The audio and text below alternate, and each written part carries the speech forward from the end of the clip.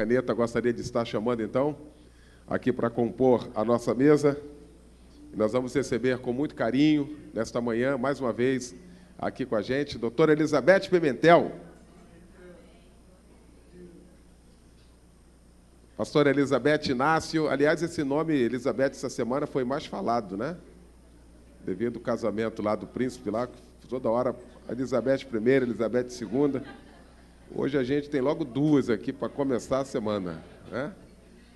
Que legal. E o pastor Roberlan Julião também. Vem para cá, querido. Nosso amigo.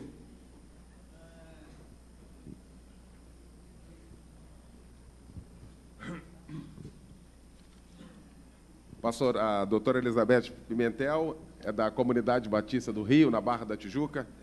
Pastor Pedrão, pastora Elizabeth Inácio, pastora do nosso ministério, e o pastor Roberlan Julião, da Igreja Batista Teles de Menezes.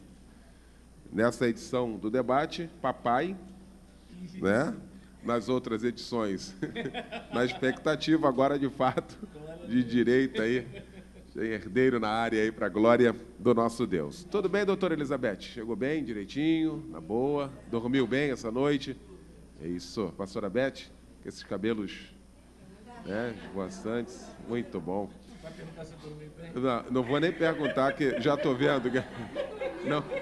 Não dormiu, você não dormiu. Isso todo é do casamento, faz parte. DR não tem mais, não tem como, né? Bom, vamos começar então, vamos dar início ao nosso debate. E a gente começa o nosso debate nesta manhã trazendo uma questão que é muito comum e a cada dia vai ficando comum no sentido de que as pessoas vão se divorciando e, por conseguinte, tendo um segundo relacionamento. O ouvinte diz aqui: meu esposo tem um filho antes do nosso casamento, ou seja, no primeiro casamento, e ele já tem uma família formada com ela agora, né? Meu esposo cuida da vida desse filho e esquece de que tem uma família e outros filhos pequenos para ensinar. Fica tudo para mim, falo com ele, mas não há mudança, não sei mais o que fazer. Já, inclusive, pensei no divórcio. Como é que é isso, pastora Beth? Essa questão de ir para um casamento, constituir um novo casamento, e aí já vai com o filho, e aí não sabia administrar isso, porque isso aí vai gerar uma série de complicações, o que nós temos visto, lamentavelmente, em muitos casais. Aí já foi para o segundo casamento, esse segundo casamento já fadado aqui, que já tem o pensamento de divórcio já desse segundo casamento. Como é que é isso, pastora Beth? É uma bomba, pastor. É a primeira pergunta logo. Para começar. Bomba, né? E essa aqui é mais fácil. Nossa! Meu Deus do céu. Irmãos, a paz do Senhor. Prazer estar aqui nessa manhã. Quero dizer que eu amo quando a igreja faz debate aqui. Fala para o irmão Jorge lá, garoto. Irmão Jorge, som na caixa, irmão Jorge. Irmão Jorge, microfone Jorge. azul. Minha voz rouquinha, irmão Jorge. Isso. Eu gosto quando tem debate na igreja, irmãos, porque fica vivo, né? A palavra fica mais lá e cá, parece uma água batida, assim, é uma delícia. Mas essa primeira pergunta é muito difícil, irmãos. Agora, isso daí, eu penso assim, irmãos, eu sei que é difícil, a gente aconselha e ouve muitos casais de segundo casamento, até terceiro casamento, mas isso daí era uma tragédia anunciada. É uma tragédia anunciada. Quem é que não sabe que vai casar com uma pessoa que já tem uma família, ou que já teve, e que tem filhos? Nós vamos passar problema, gente. Então, antes de casar, a gente já tem que estar preparado, digamos assim, para 50% deles. Mesmo que a totalidade seja um horror, mas a gente tem que estar preparados. Eu tenho a minha cunhada, que o senhor conhece, Isabel, aquela alegria de cunhada. Ela se casou com um rapaz que tem uma filha, e ela dizia: eu não quero saber. Eu falei: então não casa. Não casa. Não casa só pelo rapaz, porque ele vem com chaveirinho. A mesma coisa quem casa com a mulher que já tem 1, 2, 3 chaveirinhos. Está pensando que vai ter ela só para você? Não. Então, primeiro, quem se casa dessa maneira tem que ser altruísta. Tem que também se sacrificar um pouco e orar ao Senhor para amar aquela criatura. Porque que culpa o filho tem de já ter pais separados? Então, é uma tragédia anunciada, mas não é uma tragédia para a vida toda. A gente precisa, como disse o pastor, se preparar. A gente precisa, sabe, estar dentro daquela relação, olhando um pouco de um lado, um pouco do outro. A gente estava conversando com o pastor ali, porque da outra vez brincamos com o negócio da DR, que mulher só quer fazer DR à noite, né? E eu falei, e aí? E a DR? Ele falou, não, estou com um bebê pequeno, a gente não dorme mesmo e pronto. Então, tem coisas, irmão, que já está anunciado que vai ser assim. Então, o que a gente vai fazer? Vai ler um livro, vai aprender, vai procurar ajuda e vai conversar com muito amor. Porque o filho realmente não tem culpa. O casal tem que se assentar, tem que conversar, estou sentindo falta de você. Olha, quanto mais carinho, quanto mais amor a gente falar, vai ser mais fácil. Mas não adianta dizer que vai mudar da hora para a noite, porque não vai. Vai mudar com o meu entendimento e com o seu entendimento, a gente pode alcançar o coração do outro. Senão fica difícil, pastor. Não tem como deixar. Pois é, doutora Elizabeth. E aí o outro também, o filho, acaba sendo uma outra vítima também. Nessa disputa toda, né, do novo casamento, o filho acaba sendo, de repente, uma outra vítima também. Já sofreu na separação e continua sofrendo nesse novo casamento dos pais, hein, doutora Elizabeth? Bom dia. Bom dia, igreja. Antes de comentar, eu quero dizer o seguinte: fazer isso aqui é um desafio muito grande, não é? Porque a gente corre o risco aqui de dar uma resposta errada. Por quê? Porque nada que é apresentado do jeito que é. Cada um faz uma leitura do problema, não é? Se a gente juntar uma família aqui e pegar um problema e perguntar como cada um vê, cada um vai fazer essa pergunta de forma diferente, né? Então, a gente corre um risco aqui de dar um conselho para uma pessoa e ela tornar a gente como, ó, eu tive o aval da Beth, eu tive o aval do pastor, né, para fazer isso. E a gente corre o risco de dar um conselho errado. Então, a gente está fazendo aqui o melhor que pode, né? Dentro da pouca informação que a gente tem. Mas, o interessante é que eu queria falar sobre a expectativa que às vezes a gente tem, né? As pessoas começam um relacionamento e criam uma expectativa. Você gosta de alguém, imagina uma vida com aquela pessoa e fecha os olhos para todas as outras situações que podem ser complicadas. Então, a gente foca naquilo que a gente quer e esquece que tem coisas que a gente vai ter que absorver e vai ter que aceitar. Então, vem no pacote, é o que a Beth acabou de falar aqui. É preciso entrar na situação sabendo que a gente vai lidar com algumas complicações. E mudar de casamento, porque aí foi colocado, eu estou pensando em divorciar de novo.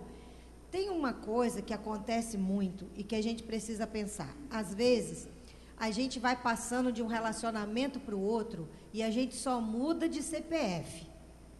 Mas o problema é igual, não é? Porque a gente vai se envolvendo com situações que coloquem a gente no mesmo lugar que a gente estava antes. De lidar com problemas e achar, isso aqui não funcionou, vou passar para outro. O outro não vai funcionar, vou passar para outro. Não tem família perfeita. Se terminar com essa, para começar a outra, vai ter outro tipo de problema.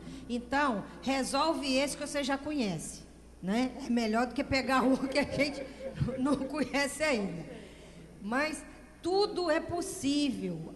As coisas são difíceis mesmo. Em qualquer situação é difícil. Lógico que uma pessoa que se une a uma família que já tem uma outra complicação é muito maior. É um filho, é o filho de uma outra pessoa que você não pode ter a mesma autoridade que tem no seu. Você não pode falar do mesmo jeito, você não pode chamar a atenção da mesma forma. Você tem limites nessa educação aí. Então, isso dá uma certa angústia. Você às vezes vê a forma errada que aquele pai lida com aquele filho e você, como não é a mãe verdadeira, né? Você não tem tanta liberdade para chegar e corrigir as coisas. Então, gente, é complicado. Não é uma situação fácil de ser resolvida, mas não é uma situação impossível de ser resolvida. Como a Beth falou, com amor a gente resolve tudo, não é? Agora, você perguntou sobre esse filho. Realmente, essa criança, quando ela está no meio de uma confusão assim, ela pode se sentir muito rejeitada. Já não está com a outra mãe, Já deu problema com a primeira família, vai dar com a segunda. Ela sente que, nossa, por minha causa esse casamento vai acabar também? Isso é um problema sério para essa criança. Então, a gente tem que ver o seguinte: quando uma criança assim gera um problema, ela não gera um problema sozinha, ela é fruto de uma situação que já veio desgastada para ela. Então, se essa criança desse primeiro casamento está dando problema, não é a criança um problema. Ela veio reagindo a situações que talvez ela não está sabendo lidar, de rejeição, de drama familiar que ela não queria que tivesse acontecido. Então, a gente precisa de muito amor, de muito carinho, muita paciência para resolver as coisas. Mas não adianta imaginar que a gente vai ter uma família e não vai ter problema. Quem tem família tem problema. E quem não tem família tem problema também, porque está sozinho. Não é isso? Então, ou seja, não crie expectativa de que você vai estar numa realidade sem problema. Não existe isso. É impossível você criar uma expectativa de um cenário que não tem problema. Só tem um lugar onde não tem problema, lá debaixo da terra. Você morreu, acabou. Mas está vivo, querida, aqui a situação é desafiadora. Mas todo mundo cresce nisso. Verdade, viu, pastor? Verdade. Quando a gente encontra a solução para as coisas, cresce todo mundo. Então, se você está nesse desafio aí, querida, Deus te colocou aí, deve saber por quê, está confiando em você, está apostando em você, respira fundo, pede direção a Deus e encare isso aí, porque você vai ser instrumento de Deus nessa história. Pastor Roberlan, e ainda nesse contexto aqui, a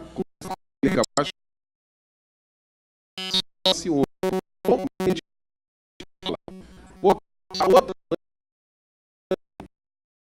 é a mãe do filho do cara. E aí tem que ter um contato. E em casa, às vezes, é um inferno. Literalmente. Porque rola o ciúme, que não quer que fale com a mãe Vocês do filho gostam, dele. Né? Como é que é isso? Isso que nós estamos falando, essa complexidade de montar uma nova família, de constituir uma nova família, já tendo um casamento desfeito, isso é muito complexo e, lamentavelmente, as pessoas acabam não pensando nisso, não é não, pastor Roberlan? Eu pelo menos observo que as pessoas, ainda mais hoje em dia, a gente quer muito... A gente está vivendo uma época de uma igreja supermercado que a gente quer um discurso ao sabor do cliente. E aí o que acontece? O que a gente quer ouvir? A gente quer sempre ouvir que vai dar tudo certo, a gente quer sempre ouvir que, olha, Deus resolve os seus problemas, a gente quer ouvir, né, que, olha, você vai conseguir. Só que a Bíblia tem histórias como de Noemi, como de Jó. Então, a vida como ela tem suas dificuldades, né? Se tiver filmando, irmã, depois compartilha, Roberlan Julião, tá bom? Eu quero me ver na internet. E aí, o que acontece? Voltando para cá, né? Deixa a vida dos outros. Então, em relação a isso, o que pelo menos eu observo? Que quando a gente começa o casamento, geralmente a gente não faz o seguinte: se eu sou um cristão, se eu sou membro de uma igreja, eu tenho um pastor.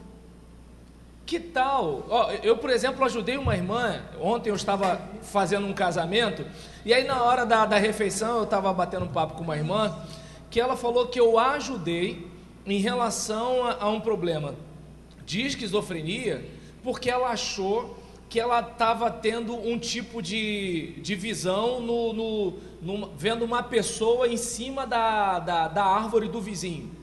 E aí nisso eu falei para ela, não peguei o caminho de dizer que não era uma revelação, que não era não sei o que lá e tal, mas eu cheguei, vou chegar, gente, peraí.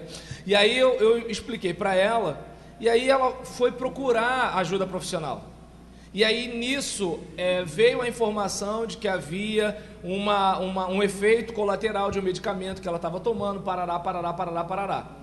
Eu não sou médico, sou pastor, mas o fato dela ter abertura, humildade e aquela coisa, talvez eu escute uma coisa que eu não concorde, mas eu vou lá conversar com o pastor, isso já ajuda. A gente, por exemplo, quando orienta casais que vão se casar, geralmente os casais, eles procuram o pastor para falar de cerimônia. Pastor, uma palavra curta, tem um monte de gente, família e tal, não sei o quê. E aí nisso, por exemplo, a gente tem música, tem isso, tem foto, acontece e tal, e o pastor tem aquela preocupação de uns 15 minutos de reflexão. E o que acontece? Nada na vida que a gente constrói é desse jeito. Uma pós-graduação que você faz, não é a graduação, a pós-graduação que você faz é um negócio que já leva um tempo. né, um seminário, uma conferência, já leva um tempo. Imagina como é que é para você se preparar para viver com uma outra pessoa. Eu, por exemplo, nesse espaço de 2 semanas, estou eu ontem num casamento de um casal todo animado, e 1 semana atrás eu estava sepultando o 2º feto que não vingou 6 meses de um casal. E aí você olha e fala assim, caramba, tem um grupo aqui chegando na maior alegria, cheio de esperança, tem um pessoal aqui que está tentando sobreviver do 2º luto de uma criança que não chegou. E aí, imagina, gente que está começando do zero. Agora, vamos pegar esse caso, né, de uma pessoa que não está começando do zero. O que pelo menos eu entendo que poderia estar acontecendo nesse instante? Uma caminhada de pedido de orientação. É claro que a gente tem dificuldade de expor a nossa vida, a gente tem uma certa preocupação, o que o pastor vai pensar de mim, né? O que né, a pessoa que me lidera vai pensar de mim. Eu sei de um negócio, se o seu pastor lê a Bíblia, ele não está iludido em relação a você, ele sabe que você não é perfeito, ele sabe que você tem algumas esquisitices, ele sabe que o seu coração não é um coração 100% puro, bonzinho, ele já sabe disso. Então, eu entendo que assim, buscar ajuda já seria um caminho, né? E assim, buscou essa ajuda, se o cônjuge também tem humildade para pedir ajuda, os dois. Porque como a irmã falou agora há pouco aqui, às vezes eu penso que o problema é X porque eu estou de uma certa posição. Por exemplo, o filho, ele vê o problema de um ângulo, ele é filho. O marido, ele está vendo de um ângulo, ele é marido. A esposa está vendo de um ângulo, ela é esposa. Agora, quando a gente consegue perceber a realidade com o olhar do outro, a gente calça o sapato do outro, fica um pouquinho mais fácil para lidar com algumas situações. Por exemplo, a gente estava falando do caso do nosso bebê. Eu fico com o meu bebê até mais ou menos 1 da manhã, graças a Deus ele dormiu meia-noite essa noite, né? E aí nisso eu fico até mais ou menos 1 da manhã, e quando ele acorda por volta de 6 da manhã, eu vou e dou uma segurada com ele. Por quê? Porque na madrugada picotada é a mãe. Então se eu me colocar no lugar dela, eu vejo, poxa, já é complicada a situação, e pior que ele gosta mais dela do que de mim, né? E aí nesse caso, ou é interesseiro, não sei, mas aí em relação a isso, depois muda? Ah, então tá bom. Aí em relação a isso, eu entendo que se você tem essa busca de ajuda, alguém de fora está vendo várias situações e pode dar uma dica. E aí, mas aí é uma questão de confiança, de você olhar para o seu pastor, né, e olhar para aquela pessoa como assim, essa pessoa se importa comigo, essa pessoa se interessa por mim, e essa pessoa recebeu investidura tanto espiritual quanto acadêmica para, se não souber resolver, pelo menos apontar um caminho.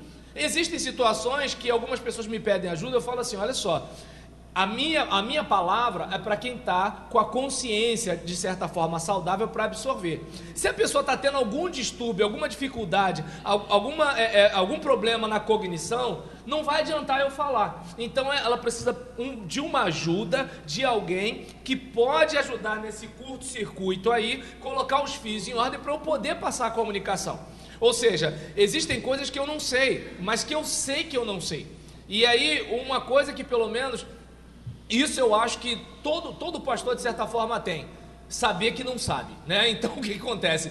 Quando a gente não sabe, a gente recomenda, né? E aí eu entendo que esse seria o caminho. Porque não adianta, né, eu chegar e dizer para você que você tem que entender, que você tem que amar, que você tem que perdoar, porque isso eu sei que você sabe. Só que você não está sabendo como lidar com isso. E aí eu entendo que nessa hora é que vem a ajuda. Né? Se é um conselheiro, se é um terapeuta, né? Se é o pastor, eu não sei. E eu entendo que a melhor pessoa, até para indicar você para um tipo de ajuda, seria o seu pastor, né? Desculpa de só parar para falar sobre o pastor, é por quê? Porque eu entendo que desde lá do namoro já deveria ser isso com ele, né? Então, bate um papo, você... Como membro de uma igreja ou frequentador de uma igreja, você tem uma oportunidade que muita gente não tem. O pessoal aprende com novela. Você tem alguém para te mentorear e para te orientar. Maravilha. Pois não, pastora Beth? Ainda sobre o ciúme, pastor, que o senhor colocou aí, e que eu acho tão importante a gente falar, né? Porque é o ciúme do filho, é o ciúme do marido, é o ciúme da outra esposa, que não quer que fale, não quer que veja, né? E isso acaba com a nossa paz, acaba com o amor que você, né, idealizou, que você esperou. E eu me deparei com uma situação, para mim, extrema, mas muito linda. E eu vi ali, irmãos, o que a Bíblia diz, que ciúme é obra da carne. Seja do filho, seja do marido, seja da ex-esposa. Ciúme não é de Deus. Gálatas 5:22, ciúme é obra da carne. Eu só quero classificar, eu não quero acusar. Porque desde o momento, como o pastor falou, que a gente sabe, mas não consegue como chegar lá, se aqui dentro eu já souber, gente, isso não está certo. Isso é obra da carne. Então eu vou contra a carne, eu vou com o quê? Com o espírito. E eu me deparei com uma situação que eu fiquei maravilhada. Eu fui almoçar na casa de um aluno do seminário que eu dava aula, e eles, muito apaixonados pela gente, nos convidaram para almoçar. E quando eu cheguei lá, tinha um garotinho de uns 5 anos, muito ativo, né? E a mesa, assim, todo mundo mais ou menos da minha idade, inclusive o irmão. E eu vi aquele garotinho muito ativo, e eu, com a minha boca grande, perguntei. A gente tem a boca grande, né? Em vez de ficar quieto, eu falei: ah, é seu neto?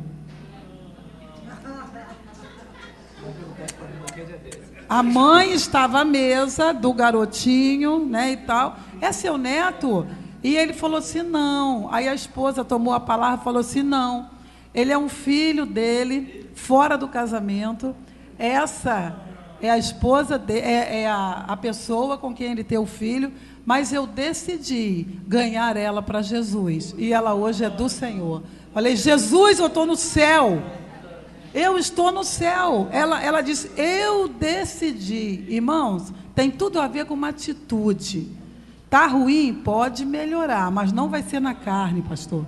Não vai ser do seu jeito. Não vai ser porque você quer. Vai ser porque você colocou para ele. Tem coisa que não dá para fazer na carne nem no seu braço.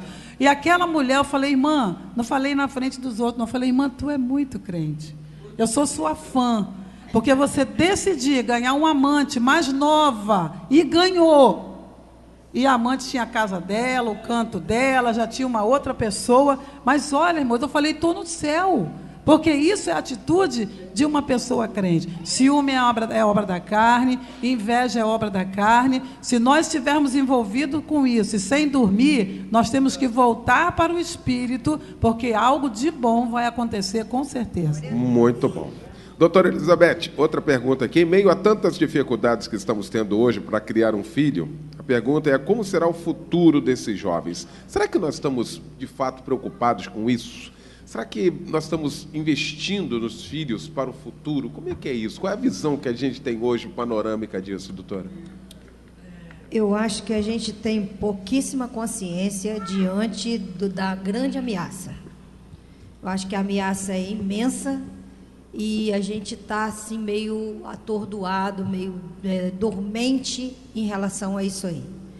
Eu, infelizmente, vejo igrejas que não dão a mínima atenção para o ministério infantil, não dão, porque acha que é bobagem, né, mexer com criança.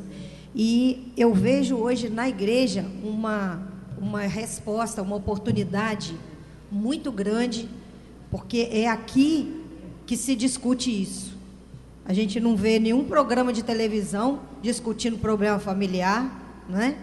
Você não vê nenhum órgão do governo preocupado em tratar problema de família. Eu vejo que a resposta está na igreja. Agora, a gente tem uma ameaça cada dia maior e nós estamos preocupados demais com aquilo que não importa, né? A gente está preocupado demais com conquistas, com avanços, com sonhos, com os projetos que a gente pode ter, Deus coloca no coração para realizar. Mas existe uma coisa que é prioridade. E criança e adolescente é o mundo de amanhã. Hoje a gente reclama muito da desonestidade, a gente reclama muito de tudo de ruim que está acontecendo. Mas isso é fruto de alguma situação do passado. Se a gente não acordar agora e começar a se preocupar com que tipo de criança e jovens que a gente está formando, o futuro vai ser drástico demais e a responsabilidade vai ser nossa, porque a gente é que está tratando disso. Só que eu acho, pastor, que cada dia a gente tem menos tempo para criança. Cada dia a gente tem menos preocupação com criança. Você está falando aí que você né, combina com a sua esposa, você fica uma parte, ela fica outra parte. Isso não é uma coisa comum de acontecer. Esses dias eu vi um caso, eu vou ter que falar, vocês gravam isso, né, gente? Põe na internet, não é não? A gente tem que ter cuidado aqui com o que vai falar aqui. Mas é real isso, né? Uma professora de um colégio muito importante, ela chamou uma mãe para resolver o problema do filho. A criança estava com problema lá, com dificuldade de aprendizagem, ela percebeu que o problema era em casa, essa criança não tinha atenção em casa. E a mãe era uma pastora. Eu estou falando que da liderança para vocês verem que isso é problema para todo mundo. Certo? Gente, nós somos pessoas. O fato de eu ser psicólogo não quer dizer que eu não errei com meus filhos, não. Eu cometi um monte de erros. Eu tenho um livro que a minha filha de vez em quando falava assim: mãe, você precisa ler aquele livro, Poder da Palavra dos Pais. Entendeu? Eu escrevi um livro que eu li 8 vezes o livro. Porque a gente erra muito. Se a gente não tiver consciência, a gente erra o tempo inteiro. Isso não é coisa assim, a gente está falando aqui para vocês aí, não. Todo mundo erra, pastor.